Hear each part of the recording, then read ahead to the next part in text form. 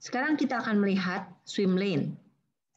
Nah, swim lane ini tadi kita sudah lihat ya, terdiri dari dua saja, pool dan lane. Bentuknya seperti ini kalau pool, kalau lane itu bentuknya seperti ini. Pool itu adalah kontainer dari satu single proses. Nama dari pool itu biasanya bisa dipertimbangkan sebagai nama dari proses. Setidaknya selalu ada satu pool, walaupun tidak ada digambarkan dalam keseluruhan diagram. Yang kedua adalah lane. Kalau lane di sini bisa kelihatan garisnya ada dua. Lane itu adalah subdivision dari pool. Jadi divisi bagian dari sebuah pool dan mewakili satu peran atau area organisasi tertentu. Jadi kalau di sini kita tulis nama proses untuk pool, di lane itu kita biasanya nama pihaknya. Misalnya kayak tadi, Departemen Human Resource dengan area yang membutuhkan untuk hiring proses. Berikutnya kita kenal juga yang namanya artifact. Nah, artifact ini ada annotation, ya. Annotation itu biasanya text box yang kita pakai untuk menambahkan keterangan tentang sebuah proses. Kita juga bisa gunakan kotak untuk grup, ya. Grup ini beda ya sama tes. Kalau tes kan dia bolong ya, bersih. Kalau grup itu ada kayak abu-abunya. Grup ini adalah aktivitas, satu set aktivitas untuk mendokumentasikan atau menganalisis.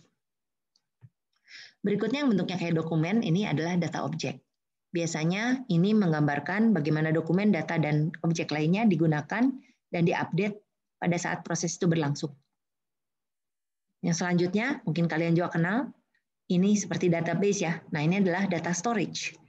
Ini menyediakan mekanisme untuk aktivitas untuk memanggil atau mengupdate informasi yang tersimpan di dalam database ya, yang kadang-kadang bisa juga mewakili sesuatu yang di luar dari skop proses itu sendiri. Yang terakhir adalah connecting object. Connecting object ini ada sequence flow, ada message flow, dan ada association. Untuk sequence flow itu berurutan, biasanya garisnya solid ya. Tapi di sini untuk sequence flow itu juga ada yang ujungnya kayak segitiga, itu berarti conditional, ada if-nya gitu ya. Ini baru bisa lewat kalau kondisi tertentu dipenuhi. Terus di sini ada yang bentuknya coret ya. Kalau yang bentuknya coret itu berarti default. Berarti kalau misalnya kita gunakan tanda ini berarti itu adalah satu proses yang memang mendasar yang kita sudah seharusnya ada di situ yang existing lah gitu ya defaultnya. Nah kalau yang titik-titik ini biasanya menggambarkan message flow. Jadi misalnya mengirimkan invoice ya kayak tadi gitu ya, message flow ini biasanya aliran dari pesan saja antara dua entitas atau proses dan mewakili signal dan message bukan mengendalikan flow. Tidak semua message flow itu dipenuhi untuk setiap contoh kejadian dalam proses dan juga tidak ada specific order untuk message tersebut. Jadi si garis ini bukan menggambarkan urutan ya, tapi lebih ke menggambarkan adanya aliran pesan.